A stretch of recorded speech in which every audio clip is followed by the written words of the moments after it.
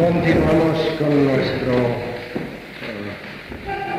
sesiones de parapsicología, como ya llevamos muchos años haciéndolo en esta Universidad Complutense de Madrid y también en la Universidad Autónoma, como saben ustedes, también explica Ramos Pereira, es el que dicta las lecciones de parapsicología dentro ya de un curso organizado y al que asisten, por supuesto, los estudiantes de la Universidad Autónoma, Canto Blanco, pero también asisten, algunos de ustedes les hemos visto allí asistir, les aseguro, ahora comenzarán de nuevo, son muy interesantes, es un curso dividido en un curso básico y un curso de especialización dentro de un mismo grupo de lecciones, les aseguro que es de un gran interés. Como digo, continuamos este ciclo de conferencias y como ustedes ya saben, hoy será Ramos el que presente al conferenciante de hoy, como es la costumbre de siempre. El próximo viernes, ya han visto ustedes que hemos pasado de los sábados a los viernes por un acuerdo de todos ustedes, será el equilibrio en parapsicología, hablará Dámaso Fariñas, que está en este momento con nosotros. El 18 de noviembre, viernes también, los psicoanalistas ante la parapsicología, hablará la doctora María Jesús Bertejo, que como ustedes saben es una de las figuras más predominantes que tenemos en España en psicología, pero gran conocedora de los temas parapsicológicos. Y el último viernes de este mes hablará don Francisco Gavilán sobre superstición y parapsicología. Ya han visto que hemos retrasado la hora, ya que estaba anunciada para las 6:30, como se daban los sábados. Sin embargo, hay gente que termina su trabajo más tarde, sobre las 7. Entonces empezaremos a las 7:30 CT, es decir, con tiempo, dando el cuarto de hora académico antes de comenzar. Es decir, el momento de comienzo serán las 8 menos cuarto. Y rogamos que, dada la estructura de este aula, pues procuren ser lo más puntuales posible, pero sobre todo también que cuando se sienten procuren situarse en la parte de la derecha del aula, con objeto de que los que vengan posteriormente no tengan que cruzar esto. Y dicho esto, yo creo que no hace falta más, pasamos a la conferencia de hoy. La conferencia de hoy que, como ya sabéis, se titula Las cualidades psíquicas y la máquina. Un tema realmente apasionante, sobre todo en un momento en que el hombre yo creo que se está convirtiendo algo en máquina, por lo menos está heredando de la máquina su deshumanización. El hombre ya no es lobo del hombre, el hombre es algo más que lobo del hombre. El hombre ignora al hombre, el hombre pisa al hombre con indiferencia, porque al fin y al cabo cuando lo hacía con odio, eso era en una especie de aborto de amor. Por eso quizá el hombre se está pareciendo cada vez más a la máquina y hemos pensado que sería muy interesante que una persona con una gran claridad mental, con unas ideas muy claras sobre el tema, desarrollase este proceso, las cualidades psíquicas y la máquina. Interrogantes muchísimos, algunos supongo que logrará despejarlos el conferenciante y otros pues nos los llevaremos a casa, pero en todo caso nos los llevaremos a casa con más información y con más posibilidades de poder despejar la incógnita. La máquina un día podrá sustituir las cualidades psíquicas del hombre en su totalidad, su creatividad, etcétera. Yo en este momento no lo sé, pero intuyo que cuando a las 9 de la noche salga de aquí tendré ideas bastante claras. ¿Por qué tendré ideas bastante claras? Pues muy simple, porque la Junta Rectora y el doctor Estada, concretamente, que es el que dirige este ciclo, ha dado en el clavo. Ha pensado que el hombre más adecuado para desarrollar este tema es el doctor Guillermo Serrano Entrambas-Aguas, doctor ingeniero naval, profesor de la Facultad de Informática y un hombre que conoce perfectamente el tema, hasta incluso está escribiendo un libro que yo no sé ya cómo irá, pero por lo menos estaba muy avanzado este verano, un libro precisamente sobre esta temática. Así que sin más, porque hoy hemos empezado con un poco de retraso debido a que le han pillado a Guillermo en un embotellamiento a la entrada y no podía echar ni para adelante ni para atrás. Así que, sin más, te paso la palabra, Guillermo. De acuerdo. Yo primero quería justificar el porqué de este tema dentro de la parapsicología, porque parece que se separa un poco, es más bien de orden filosófico o de las ciencias del hombre. Yo tengo la sensación, y lo hemos comentado muchas veces en el seno de la sociedad, de que el tema de la parapsicología, sobre todo al hablar de las cualidades sí, la telepatía, clarividencia, etcétera, en temas en los que estamos metidos en programas de investigación y que estamos siempre pendientes de ver las manifestaciones de este tipo que se producen, siempre está la eterna duda de si el hombre está desarrollando cada vez más sus cualidades psíquicas, o mejor dicho, parapsicológicas, las potencias estas por las que nosotros nos interesamos, o por el contrario, si este tipo de facultades es algo que está en regresión y que tenía el hombre primitivo en mucha mayor medida que el hombre actual, y es algo a extinguir, que poco a poco pues lo iremos perdiendo y lo iremos sustituyendo por otro tipo de potencias que el propio hombre desarrolla. Este tipo de incógnita no está muy claro. Hay teorías para en las dos aproximaciones, que son diametralmente opuestas, y creo que la parapsicología en estos momentos no se puede limitar a identificar fenómenos parapsicológicos, fenómenos sí,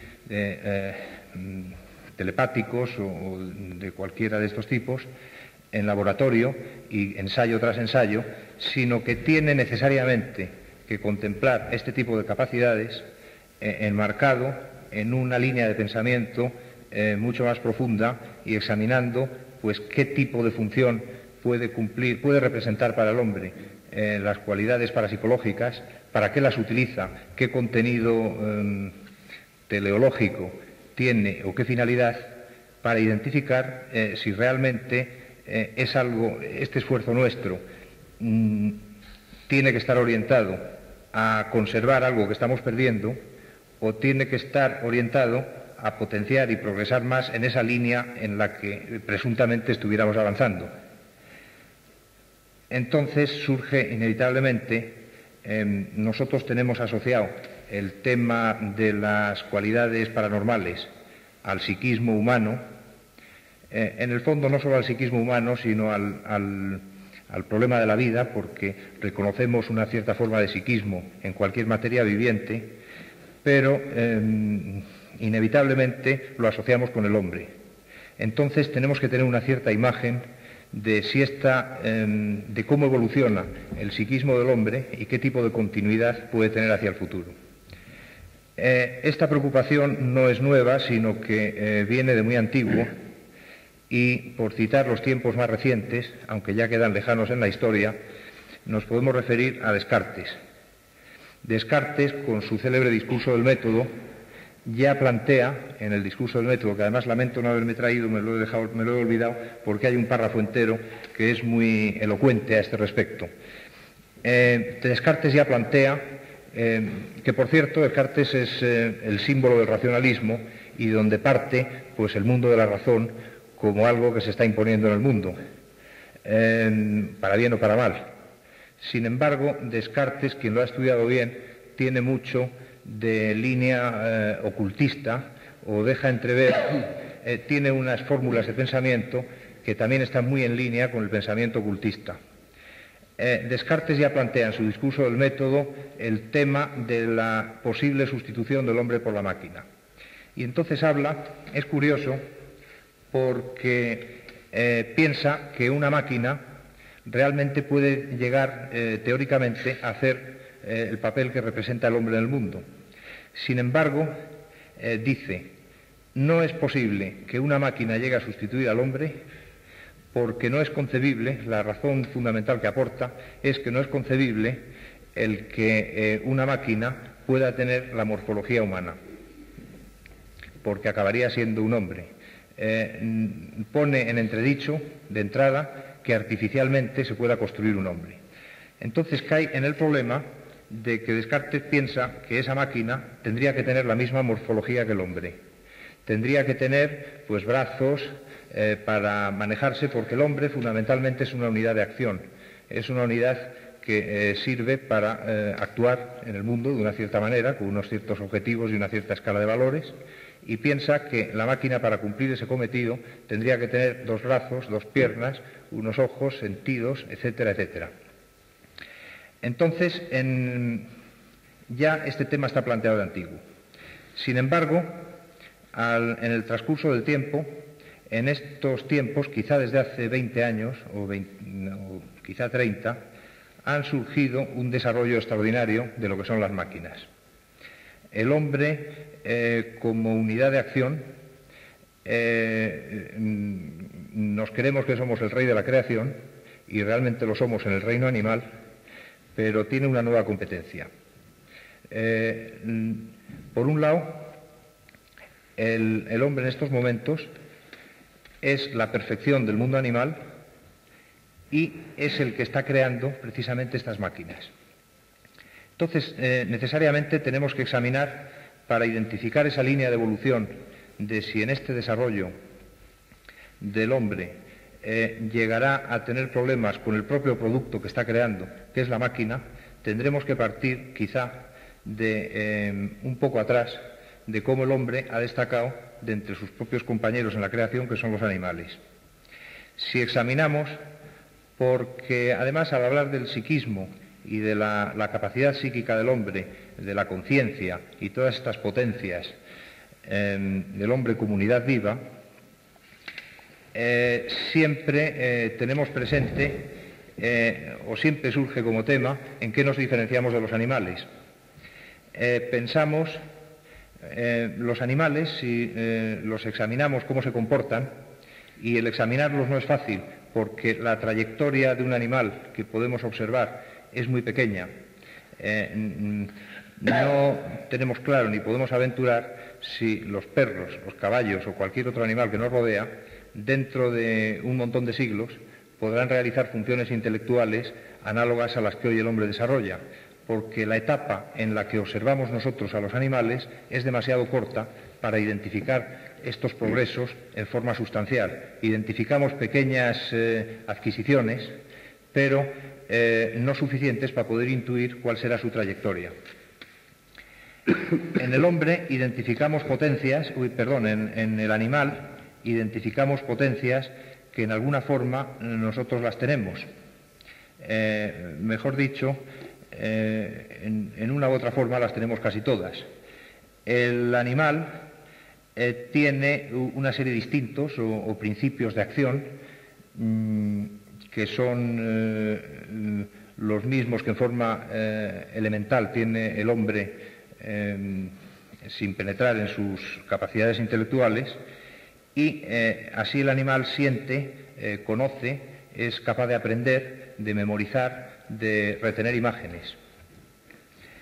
Las imágenes que el animal retiene parece identificarse que están más bien vinculadas, que no puede separar la vinculación de las imágenes que retiene de los sucesos a los cuales pertenecen, porque lo que no se identifica en el animal es la capacidad de abstracción, que es lo que al hombre le permite hacer el conocimiento, hacerlo independiente del tiempo y del espacio.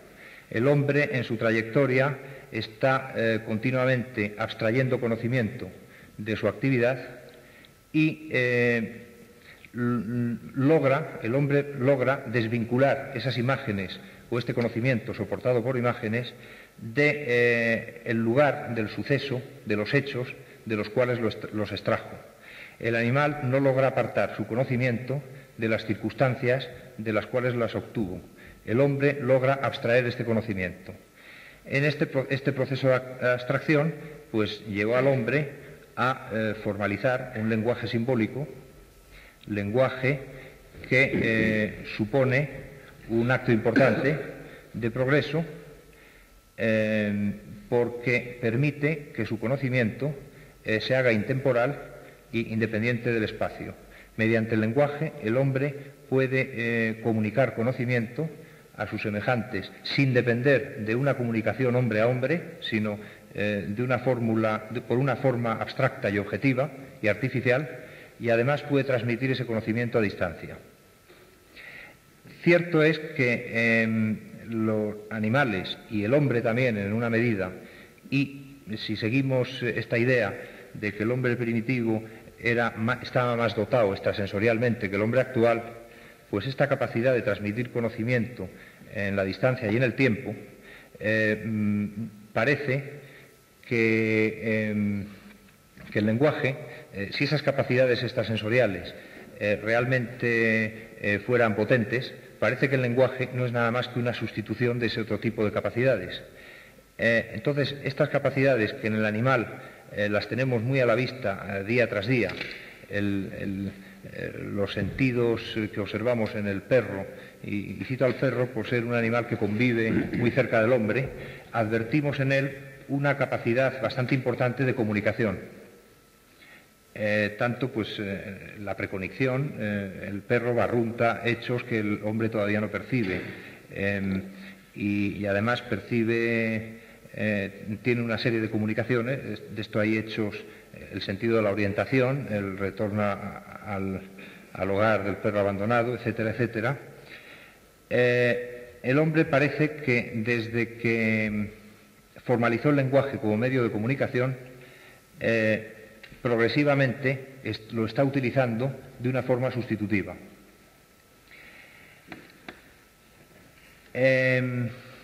Quizá cuando examinamos la cualidad sí, la telepatía, muchas veces en laboratorio nos empeñamos en aislar el fenómeno telepático y tratamos de identificar cómo dos sujetos que están incomunicados físicamente pueden transmitirse imágenes mentalmente, y hacemos toda serie de pruebas.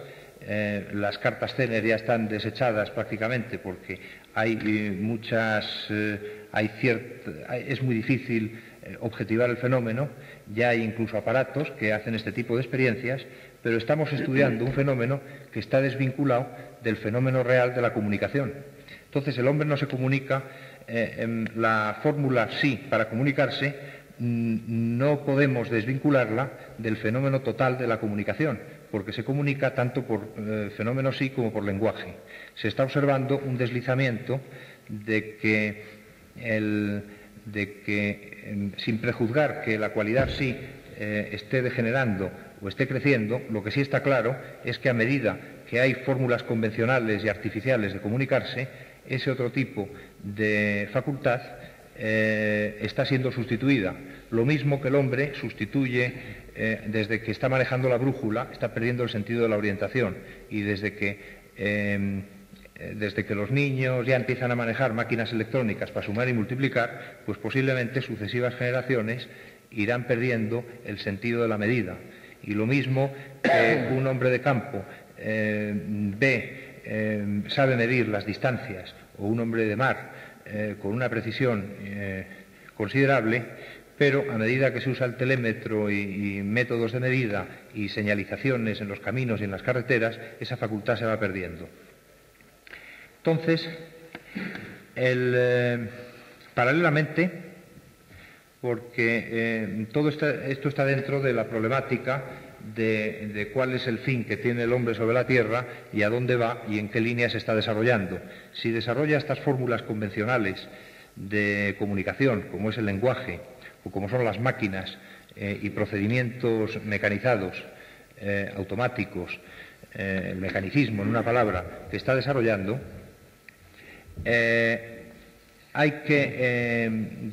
todo esto hay que enmarcarlo en el sentimiento que tiene el hombre acerca de su propia evolución y del progreso. El problema, no voy a entrar en el problema del hombre y Dios, porque ese es extraordinariamente complejo y nos llevaría demasiado tiempo. Y no es, pero sin embargo, lo cierto es que paralelamente se están desterrando mitos, y los mitos y las ideologías se están sustituyendo por hechos muy concretos y por fórmulas de acción cada vez más sofisticadas y más perfeccionadas, pero abstractas, repetibles y manejables, cada vez más independiente de las personas. En esta línea de desarrollo surge la máquina, y en los últimos 20 años el avance ha sido espectacular. En la máquina, y ya me estoy refiriendo a las máquinas, no quiero caer en el tópico de los computadores, pero inevitablemente están ahí.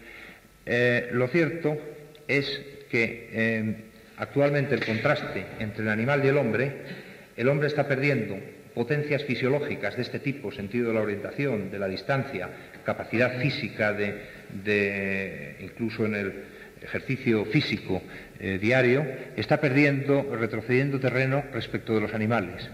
Pero, sin embargo, todo este retroceso lo está compensando con dos fenómenos que son la adquisición cada vez más de mayor grado de conocimiento, por un lado, el mayor conocimiento, el desarrollo psíquico, una palabra, y por otro lado, el hombre se está ayudando de las máquinas que él mismo construye. Entonces, este receso fisiológico es compensado por este aumento de conocimiento, mayor conocimiento, y por otro lado, por estas máquinas que construye y que le ayudan al hombre en su labor de dominación del entorno. Pero estos dos valores que el hombre acredita a cambio de ese retroceso fisiológico están comprometidos, a su vez, tienen dos barreras. El conocimiento tiene una barrera importante. La ciencia actualmente parece ser, y en esto yo ni entro ni salgo, es lo que dice la ciencia, parece ser que pone muy en duda el que exista la memoria genética. Parece que el conocimiento es adquirido en vida a través del entorno, por todos estos vehículos artificiales como es el lenguaje, la escritura, los símbolos, etcétera, que el hombre ha producido, y por las relaciones sociales de comunicación que están muy potenciadas y cada vez más. Pero, sin embargo, parece que todo lo tiene que aprender el hombre en vida, porque lo que él aprende, hasta estos momentos, está muy en duda que lo pueda transmitir a sus descendientes por vía genética. Entonces, no es una casualidad que en estos momentos, en los países del mundo, los presupuestos de educación sean los más elevados. Está claro que cada vez una persona en vida tiene que aprender más, por lo menos para ser competitivo en la vida actual, suponiendo que este tipo de competencia sea un objetivo, pero hoy por hoy parece que el hombre aspira a tener a título individual dentro de la sociedad un plano, a nivel individual aspira a hacer una carrera, a progresar y a situarse en un determinado nivel. Para esto hacerlo posible cada vez tiene que aprender más, porque la ciencia cada vez obliga a que las personas se especialicen y que es una consecuencia, y el conocimiento cada vez es más difícil de adquirir. No es una casualidad que los presupuestos de educación cada vez sean más elevados, hasta tal punto de que ya está en seria duda si una persona en vida puede llegará un día en que no pueda tener el nivel de conocimiento suficiente para esa utilidad necesaria para que el fenómeno de la vida progrese. Porque si bien es cierto que cada vez se especializan más las profesiones y cada vez se centran más las personas en un determinado tema, siempre en la pirámide organizativa del mundo siempre tendrá que haber generalistas y gente que sepan, que abarquen con su pensamiento muchas ramas de especialidad. Ya está muy en duda si el hombre en vida podrá llegar a niveles de conocimiento altos, porque las materias a aprender cada vez aumentan más. Esto es una barrera, a no ser de que haya a medio plazo un gran descubrimiento, un sensacional descubrimiento, y se vea la fórmula de la transmisión genética de conocimiento, que ahora está bastante en entredicho. Aquí hay un problema. El hombre tendrá que encontrar fórmulas sustitutivas para superar ese problema que luego veremos. La otra línea de perfección del hombre radica en los instrumentos que el hombre crea, que le ayudan en su actividad en la vida. Pero estos instrumentos, si bien son una ayuda, para el hombre también son una tremenda servidumbre. Son una servidumbre porque las máquinas, hoy por hoy, no son capaces de progresar por sí mismas. Dependen del hombre, que tiene la pesada tarea de hacerlas progresar. Y en cuanto más se ayuda de las máquinas, y más máquinas complejas tiene y dispone de ellas, mayor es la preocupación en hacer progresar estas máquinas. Entonces, ya las máquinas son difíciles, ya representa tarea de mantenimiento muy pesada para el hombre el irlas haciendo progresar en la misma línea en que progresa el fenómeno de la vida. De hecho, cuando hoy en día se diseña un computador nuevo, ya no es el hombre capaz de diseñar ese computador. Tiene que ayudarse de otros computadores para poderlo diseñar. Ya tiene el hombre una verdadera servidumbre de la utilidad de sus propias máquinas. Ya se plantea el problema de hasta qué punto llegará un momento en que esos instrumentos de los cuales el hombre se ayuda, llegará un momento que el hombre no podrá hacerlos progresar por ese otro problema, por el problema anterior de que va a estar demasiado ocupado en aumentar su conocimiento. Esta es la otra limitación. Paralelamente, las máquinas, la inteligencia artificial ya se está manejando. Ya existen máquinas que aplican no solamente criterios diseñados por el hombre, sino criterios que pueden mejorarse a sí mismos, criterios para mejorar la propia actividad. Entonces, cabe plantearnos hasta qué punto el psiquismo es un patrimonio exclusivo del hombre y del fenómeno biológico de la vida, y no puede ser algo también abstraíble, puede ser algo artificializado en abstracto, en la misma forma que otro tipo de procedimientos han sido artificializados. Si ya la inteligencia artificial está utilizándose y el computador lleva solo 20 años de vida práctica, puesto que me refiero a la vida práctica porque el censo de la ciudad de San Francisco en 1800 no sé cuántos ya se hizo con ficha perforada. No es una cosa nueva, pero sin embargo a nivel de la vida cotidiana el computador data de hace 20 años. Caeríamos en un pecado, en un error tremendo de una forma de provincianismo temporal, el pensar que el ordenador es un instrumento que se estabiliza y que ayuda al hombre, pero que está ahí.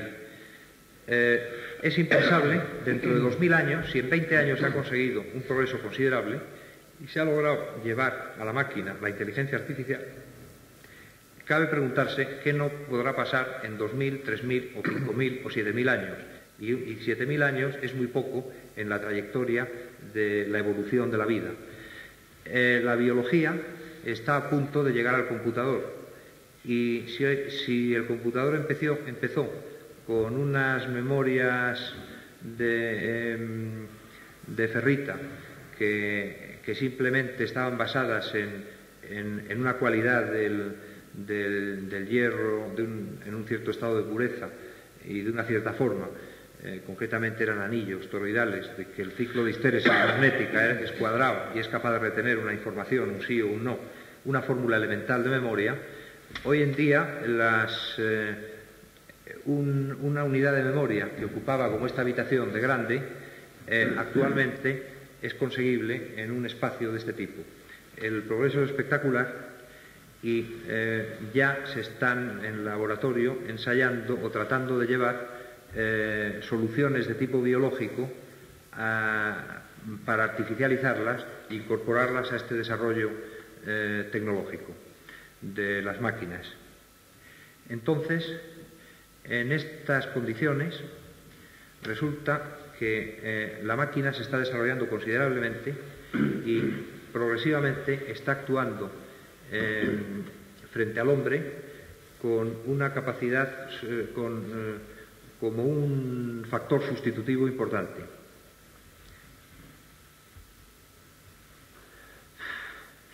Entonces, cabe preguntarse, ¿qué soluciones tiene el hombre para seguir progresando? Porque no cabe pensar que el hombre se va a estabilizar en un nivel de conocimiento y que ya no tendrá ese problema de tener que seguir aprendiendo cada vez más en vida, o que va a prolongar su vida en paralelo, o pensar que las máquinas, que todo este fenómeno se puede estabilizar, pudiera ser un objetivo. Y sería una presunción pensar que la vida se va a parar ahí. Por otro lado, pudiera ser un objetivo que el hombre se proponga, pero está muy en duda el que pueda conseguirlo, porque es un fenómeno que no es manejable a nivel social. Entonces, cabe pensar que estos problemas de la barrera del conocimiento y de la dependencia cada vez mayor de la máquina va a seguir en progresión. Para superar la barrera de conocimiento, ya se piensa en que si genéticamente el hombre no puede transmitir, y esto es un supuesto, yo no sé si esto es cierto o no lo es, parece que la ciencia pone muy en duda la memoria genética. Si genéticamente el hombre no puede transmitir los conocimientos adquiridos, ya se está pensando en fórmulas sustitutivas para dotar de conocimiento al hombre que nace. Entonces,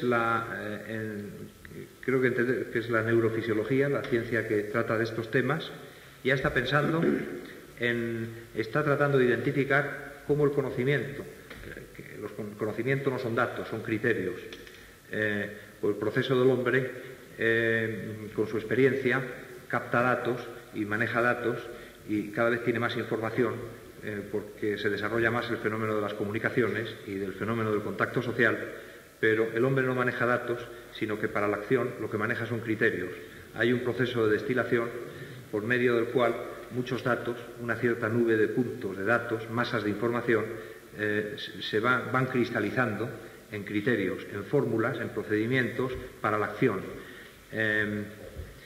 El hombre es autodidacta por naturaleza y, aunque aprenda del entorno social, tiene que sintetizar ese aprendizaje con la experiencia y consolidarlo en criterios. Estos criterios, la neurofisiología está hoy en día tratando de identificar en el cerebro cómo se materializan esos criterios y cómo ese conocimiento tiene una forma fisiológica en las redes neuronales y en todo el engranaje nervioso. Si por esta línea se progresa, es muy posible que esos esquemas neurofisiológicos pudieran ser administrados a un recién nacido y pudieran comunicársele esos criterios, en vez de tener que depender de la tradición oral, del lenguaje escrito, de los libros, de los centros de saber, de las cátedras, pues podrían cristalizarse esas fórmulas de conocimiento y acoplárselas a un recién nacido. Entonces sería como acelerar ese proceso de aprendizaje y poner en situación, de hecho, por vía social, el hombre cada vez aprende a edad más temprana, pero sigue dependiendo de sus sentidos, de la televisión, de lo escrito, de lo hablado, etcétera, etcétera. Esta sería una vía de solución. Por otro lado, en paralelo, la máquina cada vez se está desarrollando más y la competencia hombre-máquina está a la vista, porque la máquina, como producto artificial, aunque el hombre, los prototipos que crea y los procedimientos artificiales vienen a ser una copia de lo que de forma natural él siente, conoce e identifica, sin embargo, parece que con un cierto instinto trata lo artificial, o quizá es que por definición lo abstracto no tiene estas dependencias de las estructuras que están asociadas al propio fenómeno biológico, pero lo cierto es que las máquinas, que para el hombre representan una servidumbre, sin embargo ellas mismas no tienen muchos de los problemas que el hombre tiene. Por ejemplo, pues la máquina no tiene por qué tener la limitación de no poder transmitir, pensando en que la máquina se pudiera reproducir, no tiene por qué tener la limitación de no poder transmitir su conocimiento a las máquinas nuevas que ella produzca. Es decir, el computador ya está siendo una ayuda del hombre para diseño de nuevos computadores. Llegará un momento que esta pesada servidumbre que el hombre tiene para hacer progresar a los propios instrumentos que él utiliza y que ha creado, llegará un momento que el hombre caerá en una tentación, que es la de enseñar a las máquinas, a estos computadores que le ayudan a diseñar otros nuevos, caerá en la tentación de imponerse como objetivo de enseñar a las máquinas que se reproduzcan a sí mismas. Esto hoy pertenece a la ciencia ficción, pero dentro de 2000 años es perfectamente concebible, porque de hecho digo que los procedimientos de inteligencia artificial están ya en el mundo de la tecnología, aunque en formas muy elementales y muy rutinarias. Los procesos de realimentación, que son la base para mejorar, para aprender y para tener aprendizaje de la experiencia, están llevados a las máquinas y estos criterios se aplican artificialmente. Dentro de muchos cientos o miles de años, quizá cuando estos conceptos no choquen frontalmente con nuestra actual ideología de pensamiento, es el hombre, muy posiblemente, para liberarse de esa tremenda carga que tiene sobre sí de hacer progresar a las máquinas en paralelo con su propio progreso, caerá en la tentación de ceder a las máquinas esa función de tratar de enseñarlas a reproducirse a sí mismas. Entonces, yo me pregunto si fuera posible ese momento, penetrando un poco en esa tendencia de evolución, que no tiene por qué ser cierta, sino que es una alternativa más,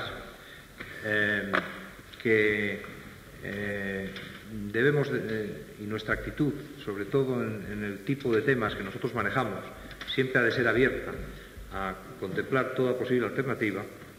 Si esto realmente puede llegar a producirse, yo me pregunto si no estaremos ante el mismo fenómeno del propio hombre cuando nació en la profundidad de la historia y cobró conciencia exterior y fue capaz de plantearse y de tener conciencia de que era un ser que podía formularse objetivos propios y que no simplemente vivía del instinto, como vive un animal, con un entorno de acción muy limitado, porque el despegue del hombre en la profundidad de la historia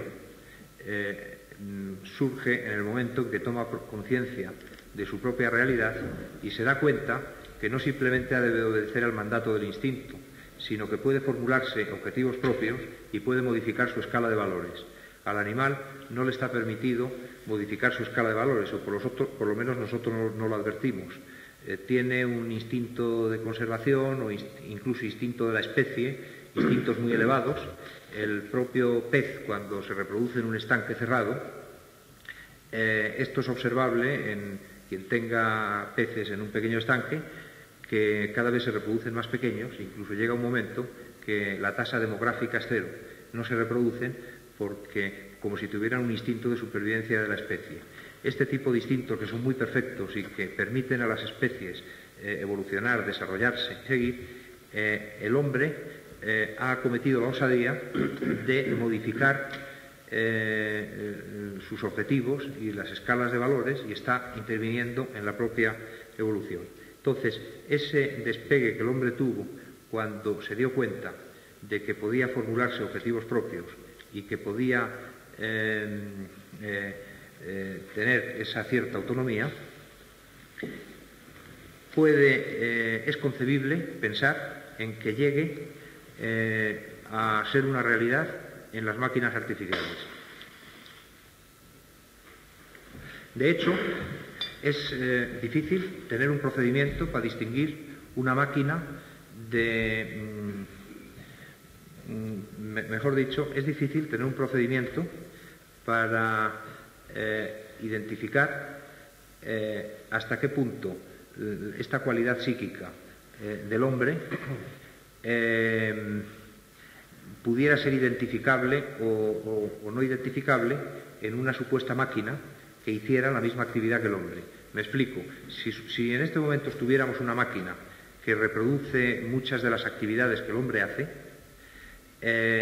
puesto que a simple vista el hombre es una caja negra y no estamos dentro de su estructura. Entonces sería muy difícil de identificar si esa máquina reproduce ciertas actividades que el hombre hace, cuál es la máquina y cuál es el hombre. Posiblemente limitándonos a un cierto tipo de pruebas que estuvieran al alcance de la máquina. Porque realmente el significado de qué es el psiquismo y qué es la conciencia es algo muy subjetivo y que no está nada claro, porque si realmente una máquina puede llegar al momento que tuviera objetivos propios y por sí misma fuera capaz de aprender y mejorar su comportamiento, pues habría que concederle en abstracto una capacidad psíquica, elemental o simple o rudimentaria, pero en el fondo es una capacidad de reflexión. Si una máquina mejora la forma de funcionar sin la intervención humana, pues es que tiene determinados criterios o una determinada capacidad de reflexión que le permite esa variación del comportamiento. Esto equivale a formas rudimentarias de psiquismo y si esto tiene un desarrollo grande y estas consecuciones de la máquina siguen en esta línea, llegará el momento en que ese despegue que el hombre tuvo en la profundidad de la historia, pues puede surgir y en un momento dado, si la máquina es capaz de mejorar su comportamiento, si sabe reproducirse a sí misma, puede llegar el momento en que se formule objetivos propios. Y llegado ese momento, será capaz de tener una escala de valores propia, independiente de la que el hombre le proporcionó cuando la creó. Porque si el hombre proporciona criterios a la máquina, que en el fondo las escalas de valores son criterios de prioridad y criterios de comportamiento, si la máquina dispone de una cierta forma de inteligencia artificial y es capaz de incidir en esos criterios y modificarlos, en síntesis, eso equivale a cambiar la escala de valores y a plantearse una fórmula de acción en propio. Entonces yo me pregunto si llegado ese momento no se planteará una seria competencia entre el hombre y la máquina. Esa competencia que hoy se desecha, que ya la desechó Descartes y que hoy en día se desecha, se sigue desechando quizá más bien por motivos sentimentales, psicológicos o irracionales, puede llegar a ponerse de manifiesto. Llegado ese momento, bien pudiera suceder que el hombre quiera dar marcha atrás, sienta esa competencia, tenga miedo de ella, quiera liberarse de la máquina que ha sido y que será una gran servidumbre del hombre, aunque ayude y colabore con él. Y yo me pregunto si esto no será, si el hombre no caerá en la tentación de cortar algo así como prohibir a la máquina beber del árbol de la ciencia, algo que ya en el Génesis, de una forma simbólica, respecto a la propia trayectoria del hombre, está escrito en alguna forma. Entonces, este es el tema que quizá, como es muy especulativo, es quizá más bien un tema de coloquio. Y este es el tema que yo apunto. En síntesis, digo que el psiquismo creemos que es una cosa asociada puramente al hombre, creemos que es un fenómeno asociado a la vida, que el hombre es el dueño del psiquismo, pero sin embargo el hombre está extrayendo conocimiento, está artificializando lo que él identifica de la naturaleza y está creando formas de psiquismo artificial. Yo me pregunto si en el futuro, y esta es la preocupación que yo planteo, si ese psiquismo del hombre no es abstraíble, formalizable en forma artificial, y si no podrá ser, en el fondo, pues una capacidad de sustitución del propio hombre, si el hombre no es capaz de esas fórmulas neurofisiológicas, o bien acaba descubriendo que genéticamente puede transmitir conocimiento y tiene una línea segura de continuidad en el tiempo, o si eso no da con ello, no es capaz de transmitir ese conocimiento por vía automática a su descendencia. Entonces, si en esa línea tarda demasiado, o no llega a tiempo, o no es capaz de responder a ese reto, a esa línea, digo yo, si no será la otra línea, la de la máquina, la que acabe por ser una sustitución del hombre. Este es el...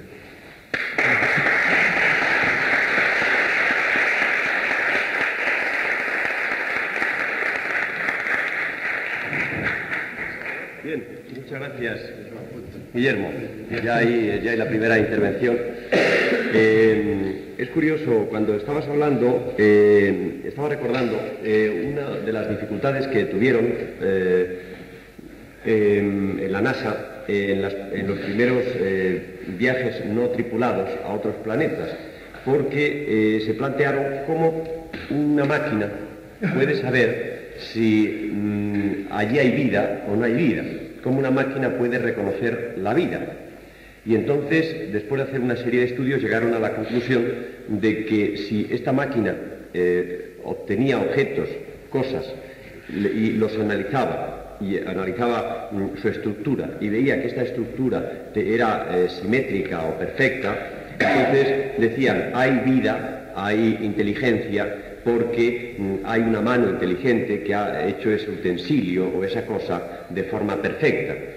Hasta que encontraron la objeción de que podrían encontrarse minerales perfectos, cristalizados, forma cúbica, hexagonal, cualquier otro tipo, y que eran tan perfectos que podrían añadir una mayor confusión a la máquina, y tuvieron que optar por otras fórmulas ya conocidas en la investigación. Es decir, que de alguna manera también apunto como un elemento del coloquio cómo podríamos llamar eso que tiene un mineral cuando, vamos a llamar, nace, que hace que se desarrolle de una manera previsible y que al final adopte una forma que hasta incluso pueda engañar a una máquina en el sentido de que ésta crea que ha sido obra de la mano inteligente del hombre. Bueno, esto quizá pueda ser la primera pregunta, con lo cual le robo la primera al doctor Estada, pero luego ya... Bueno, fíjate que has tocado otro tema muy importante, que es que dices cómo decidieron eliminar esas nuevas aportaciones a la máquina porque complicaban el exceso a la máquina.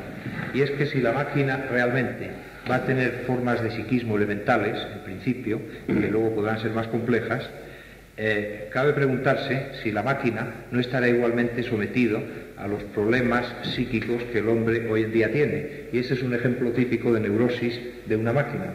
Hoy en día los computadores, por ejemplo, empiezan a sufrir a veces de neurosis, dicho entre comillas y de una forma muy simple y artificial, cuando sus criterios de explotación son poco definidos o no son correctos.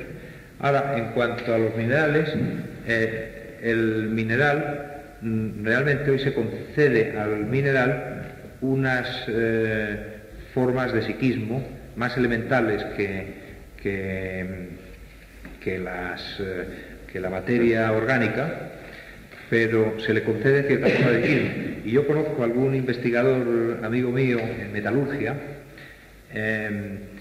que después de observar muchos cristales y al microscopio de metales, él asegura que esas partículas elementales minúsculas observables al microscopio que están dentro de la materia inorgánica, que tienen una cierta vida y que se producen aglutinaciones y cambios en la estructura y que guardan un cierto orden y una cierta forma.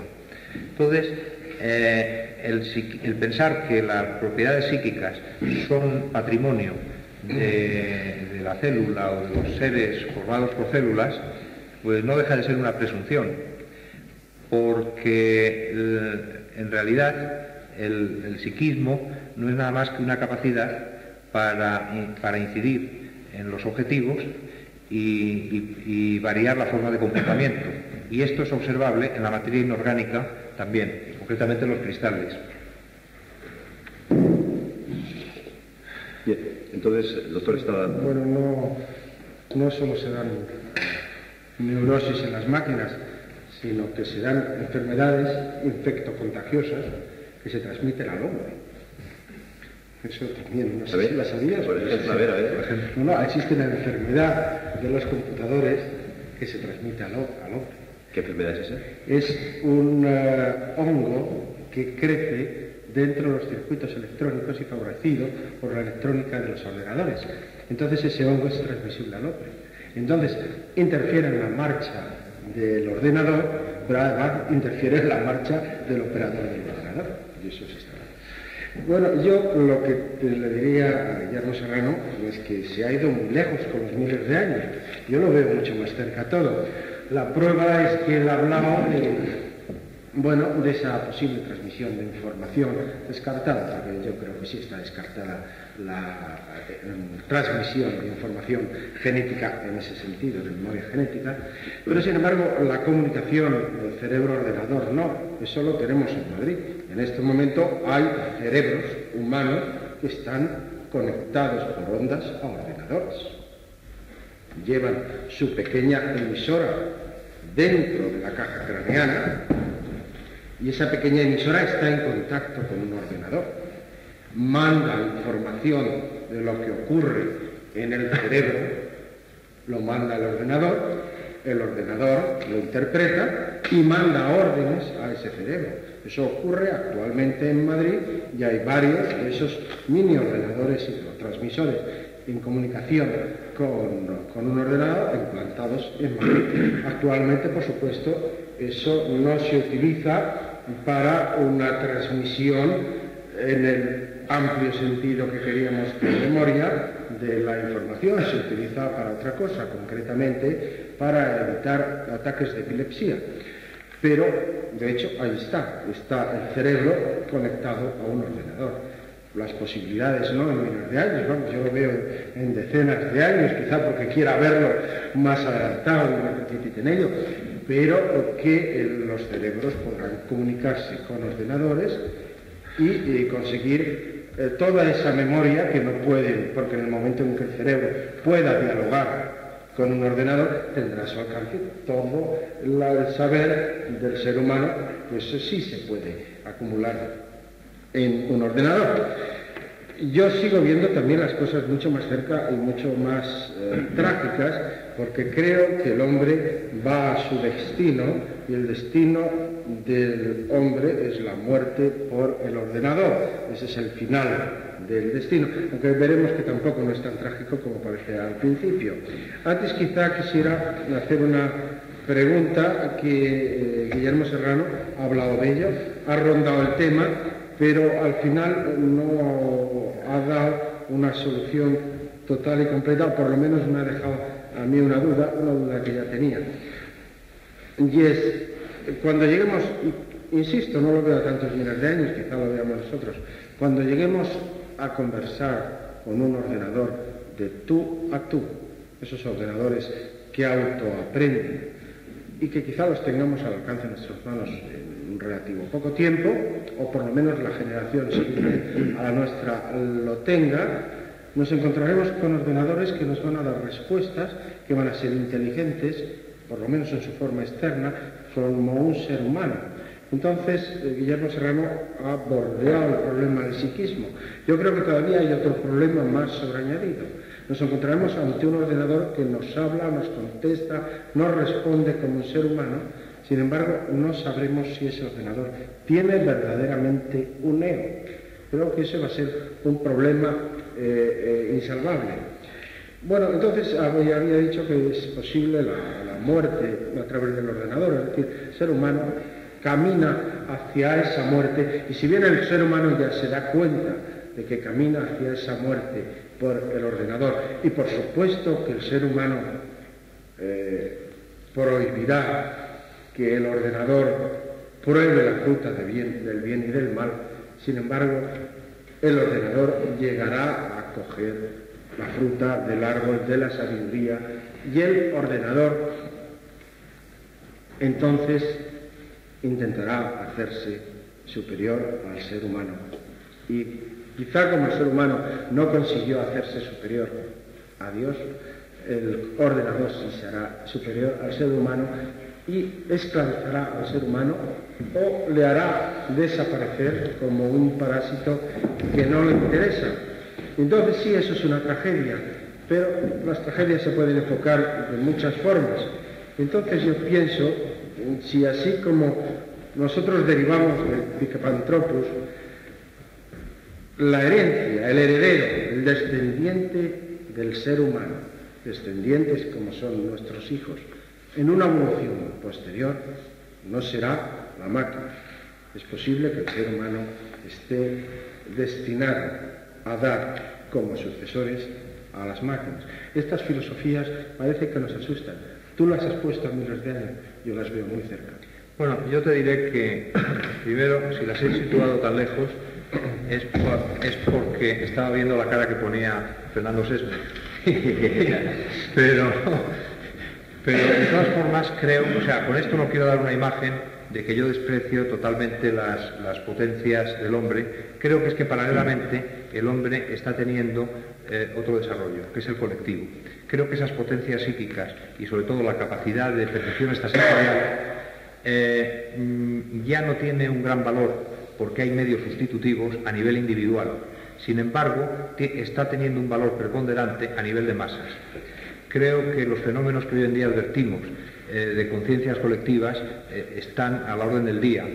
Los carismas y las ideologías y las influencias entre masas de gente, creo que el psiquismo humano está cediéndole terreno a la máquina en el plano individual, pero se está ocupando de unos valores de mayor altura o más ambiciosos a nivel colectivo. Habría que analizar primero, esto sería quizá objeto de otro día, el analizar la función social que está cumpliendo la percepción extrasensorial, que es algo que está muy de manifiesto y que es claramente identificable. Y además incluso cómo se manifiesta y cómo se produce, cómo el hombre es una media aritmética, el desarrollo del psiquismo, no solo de lo que aprende por vía intelectual, pero sino que es una media aritmética en esa experiencia que tiene de las sugestiones que día a día va recibiendo, a veces en forma subliminal, de todas las gentes y personas que le rodean y de los medios en los que convive. Entonces, la percepción extrasensorial está cumpliendo una función social de la que cabría extendernos y dialogar algún día de este tema. Creo que todavía a la máquina le quedará la capacidad asociativa, la capacidad de agruparse en núcleos, formar familias y entonces habría mucho que hablar si ese fin potencial, si a nivel individual no tendríamos nada que hacer, pero a nivel colectivo, porque no olvidemos que ahora mismo un hombre contra un león, a nivel individual no tiene nada que hacer, pero a nivel colectivo lo tiene dominado.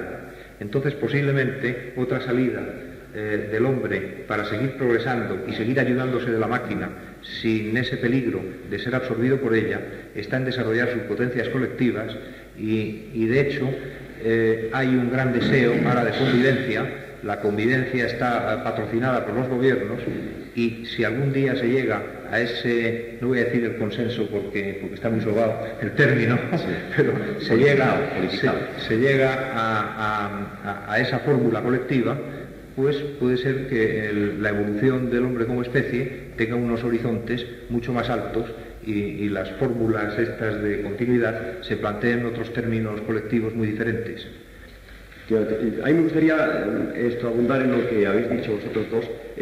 Primero, tú has hablado de un caso que es, creo que son las experiencias que hace Rodríguez Delgado, el profesor de Delgado,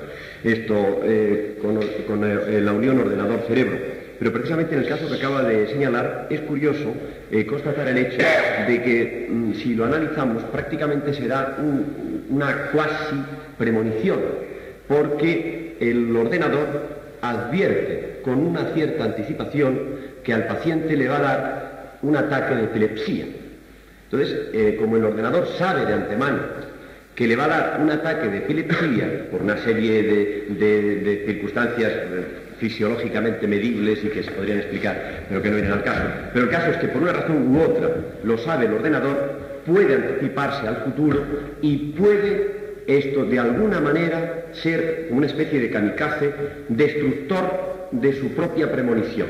Es decir, que tiene una premonición que si no llega a ser por el propio ordenador,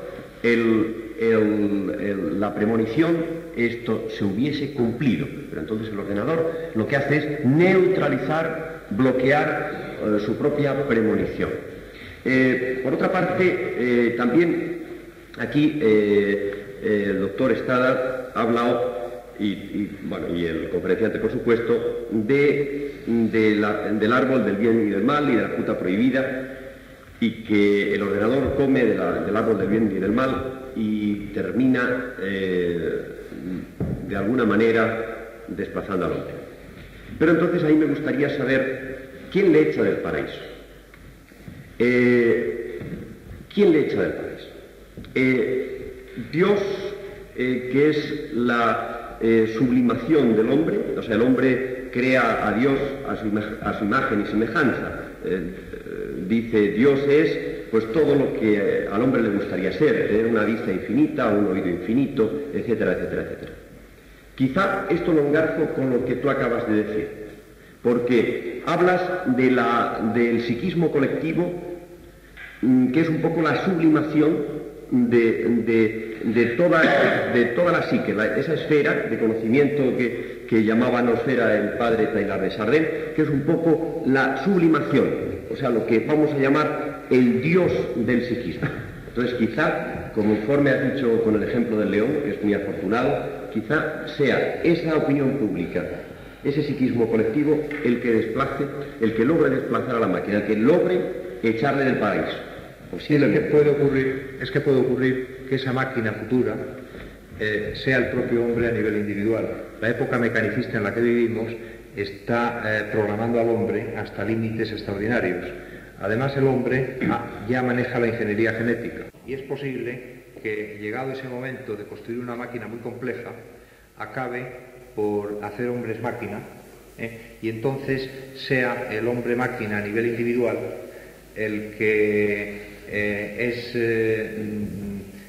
que entra en competencia con esas fórmulas colectivas, porque de hecho hoy en día ya hay núcleos de intelectuales, el desarrollo del mundo, el fenómeno social, la lucha territorial ha cesado en el mundo, prácticamente. Hay pequeños escarceos de lucha territorial, pero hoy en día la lucha es económica y es en el plano social parece que se lucha por una igualdad económica, porque económicamente los hombres tengan los mismos derechos y las mismas oportunidades.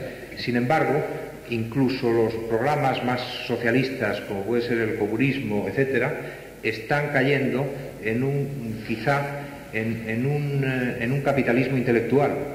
En Siberia existen ciudades que agrupan a grandes científicos.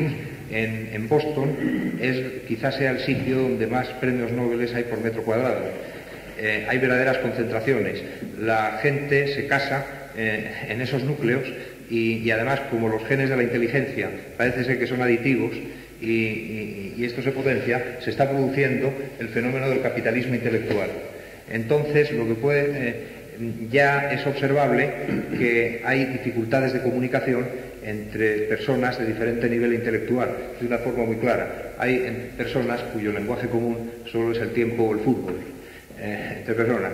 Entonces, bien pudiera ser esa competencia hombre-máquina, puede ser hombre evolucionado y colectivo superinteligente y hombre en masa mecanizado por la presión del medio y por la sociedad. Es decir, que tampoco hay que pensar en la máquina hecha de troquelada y constituida por circuitos. Puede ser una máquina biológica y en definitiva puede ser el hombre a nivel individual o futuro. Oye, antes es María, sí. quería haber intervenido. Bueno, ya con lo último que has dicho, que se ha redondeado mucho, iba a decir. Bueno, convenía recordar que la máquina es algo externo, eminentemente. Todo el mundo sabe que un toro pues, fabrica su cuerno sin necesidad de acudir a un mecánico. No. En cambio, el hombre pues, va sustituyendo por instrumentos. Es evidente que al tener un auxiliar, gafas, auricular, lo que sea, el hombre va perdiendo facultades, puesto que por un sentido económico y de comodidad, el que tiene un teléfono, si se ha dicho ya hasta la sociedad, pues no necesita telepatía de ninguna clase. Luego, bajo este punto de vista, a mí me parece evidente e indiscutible que singularmente, individualmente, el hombre pierde facultades.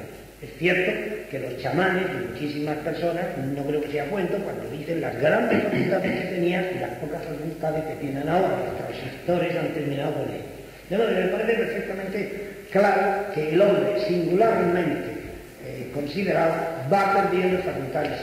Ahora, con una ley de compensación que es universal en todo, como tú has dicho muy bien, en el orden, que claro, esto ya es una repetición, como lo habías dicho antes, en el orden colectivo hay una compensación. Compensación que además se refuerza por el hecho de que la máquina no es nunca una cosa individual, porque ninguno de nosotros ni tiene tiempo, si este pudiera hacerlo, para hacerse una máquina, construirse un coche. Entonces, evidentemente, en las cosas externas tenemos que tener una solidaridad y una ayuda que no tenemos en todos los demás.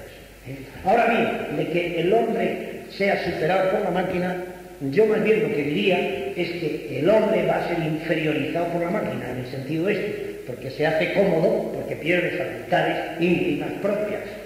Y así, para terminar, quiero subrayar que tal vez, no es humorístico, la gran diferencia que habrá siempre entre la máquina y el hombre es que la máquina, cuando no tiene una avería, no se contradice. Es decir, el hombre tiene, para mí, la maravillosa capacidad de contradecirse.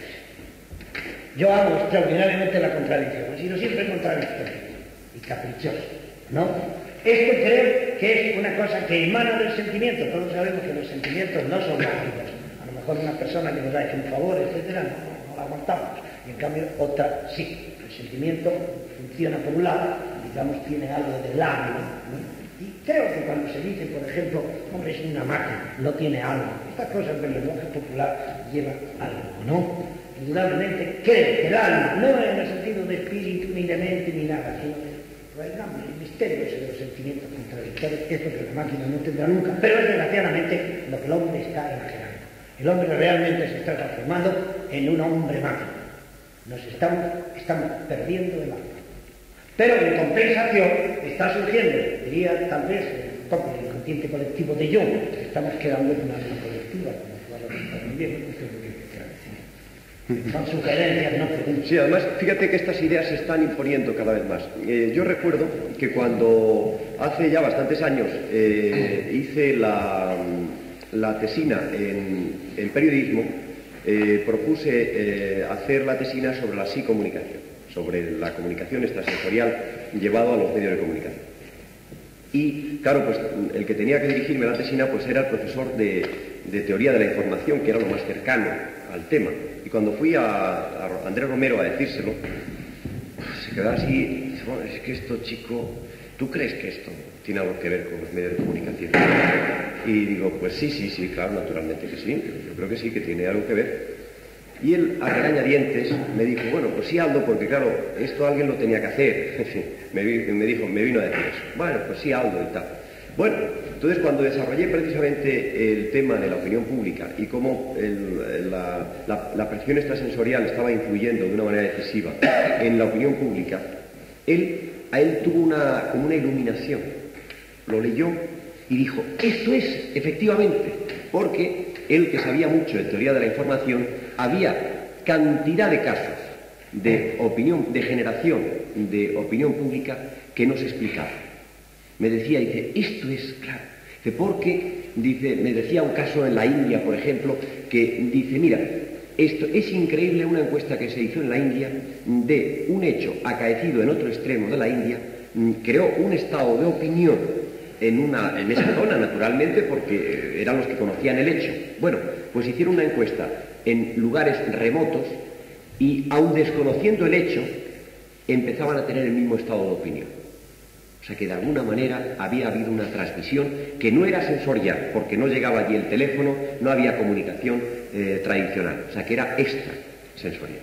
O sea que por lo tanto, y él a partir de ese momento empezó a reconsiderar el tema y ahora pues casi todos los años, o bueno, todos los años me invita a su clase en la facultad para que un día desarrolle el tema de la psicocomunicación a sus alumnos. Es decir, que con esto lo que os quiero decir un poco es que hasta los más escépticos de la percepción extrasensorial, cuando esto empiezan a analizar ciertos fenómenos de opinión, se dan cuenta de que ahí tiene que haber algo de tipo extrasensorial. Eso está claro. Bien, ¿alguna otra pregunta?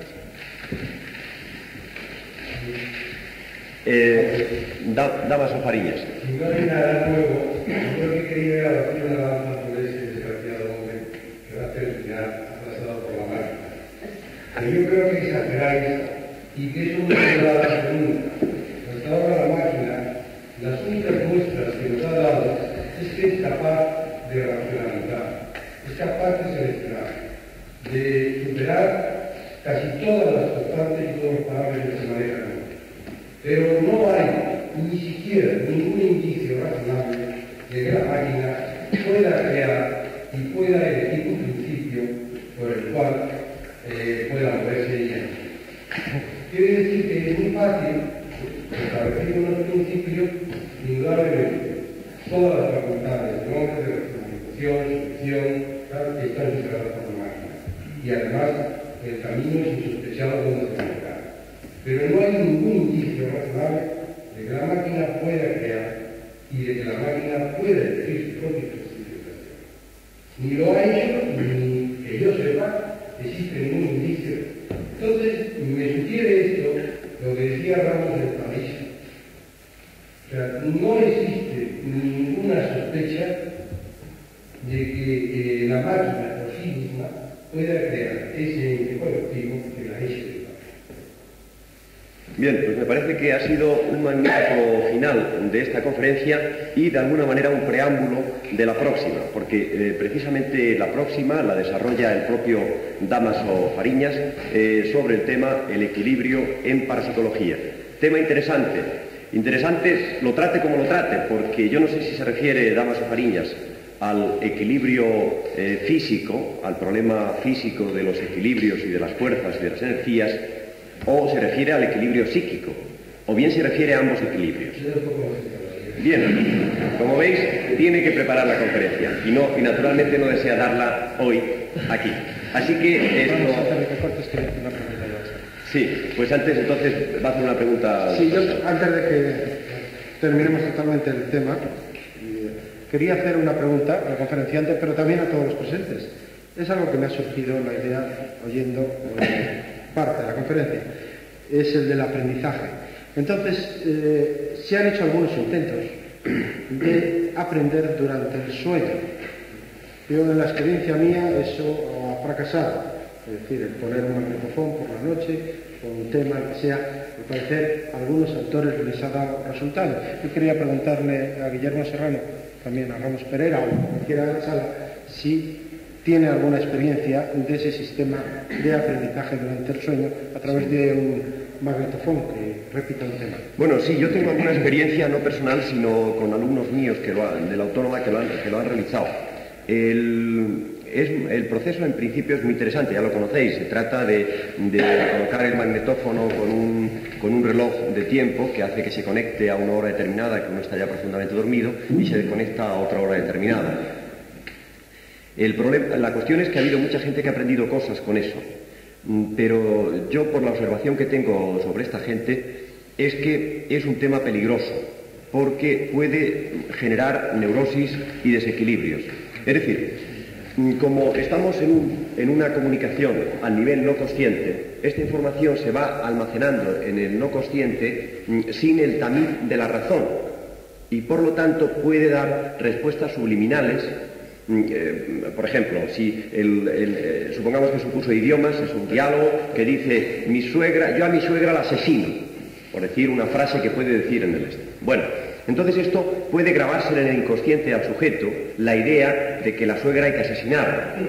Entonces, a lo mejor ya la tiene grabada y por lo tanto no es necesario el magnetófono.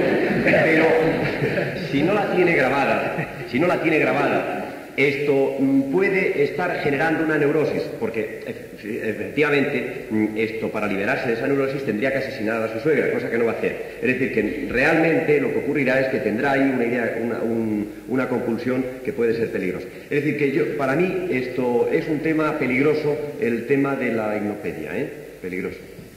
Yo tengo otra experiencia, yo no me atrevo a decirla, demasiado, porque me van a decir que soy un soñador, pero yo tengo la experiencia de que, por supuesto no he hecho esa experiencia nunca ni pienso hacerla, pero lo que sí hago muchas veces es llevarme un libro y me duermo con un libro y leo 4 cosas, 4 ideas, que me duermo con ellas y las voy desarrollando. Sí. Entonces yo tengo la experiencia que ese libro lo dejo encima de la mesa y sin leerlo del todo, yo en 2 o 3 noches acabo cazando el contenido del libro, nada más que con 4 brochazos que he leído. Yo no sé si es porque esas 4 ideas por la noche van evolucionando o porque esa proximidad, sin que sea un magnetófono, tiene algún tipo de comunicación. No sé por qué, pero yo esa experiencia personal la tengo. Sí. Claro, tú como actor supongo que para aprenderte guiones es fenomenal. En este caso... Pero me duele además con el magnetófono conectado, con cintas de recapitulación, pues el personaje allí grabando. Sí. No, la verdad es que me fluye totalmente.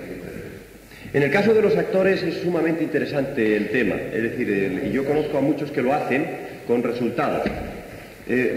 Quizás sea una variante del tema, porque tú ten en cuenta de que al final, al día siguiente, tienes la gran virtud de que vas a pasar por el tamiz todo lo que la noche anterior ha pasado sin tamiz, o sea, de alguna manera se ha colado, con lo cual estás recolando otra vez la cosa. Entonces yo creo que por ahí no debe ser, aunque no estoy muy seguro, no debe ser peligroso. Además, al conocerte, ya sé que no estás neurótico, por lo tanto pienso que en ti no se ha producido.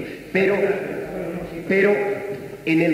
para mí lo peligroso es cuando al día siguiente el sujeto no vuelve otra vez a racionalizar eso, o sea, a tamizarlo.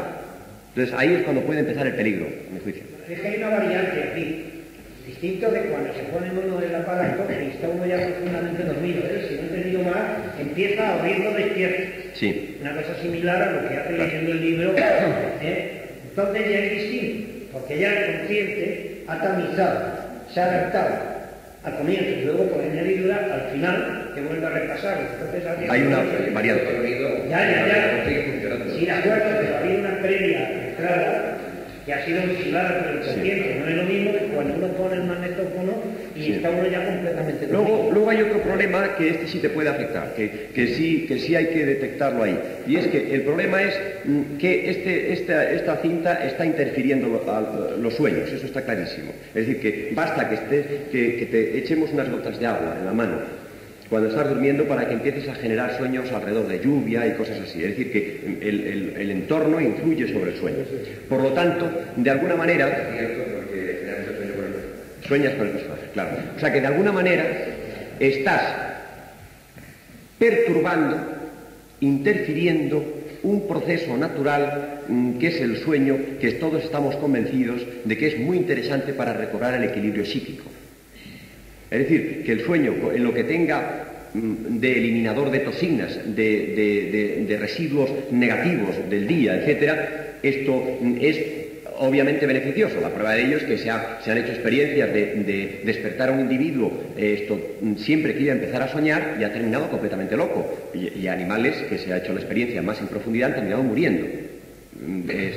Sí, ha sido verdaderamente terrible la experiencia. Bueno, entonces, lo que quiero decirte es que el peligro de eso es que termines por reconducir los sueños en direcciones que quizá no sean las más beneficiosas para recuperar tu equilibrio perdido durante el día, porque le perdemos todo durante el día por la tensión del medio, y luego... Ya llevando al comienzo de la ensoñación es posible controlar la ensoñación. Bueno, nosotros hemos hecho experiencias muy interesantes en este sentido. Por ejemplo, hemos visto con el doctor Ramírez, que tiene un centro psiquiátrico, enfermos que toda su problemática la centraban en un tipo de sueño. Es decir, era el símbolo, el sueño era el símbolo de toda su problemática, ¿no?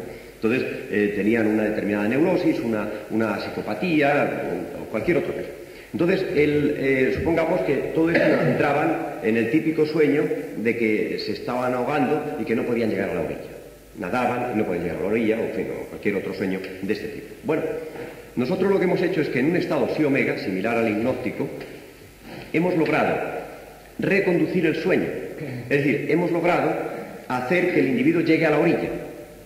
Y luego hemos visto que cuando este sujeto ha empezado a soñar normalmente, por la noche ya en su casa, ha empezado a soñar que llegaba a la orilla. Y con tal que ha cambiado el símbolo de su problema, ha terminado cambiando su problema, es decir, reconduciéndole a una mejoría. Igual que, por ejemplo, existe la grafología, pues existe también la grafoterapia.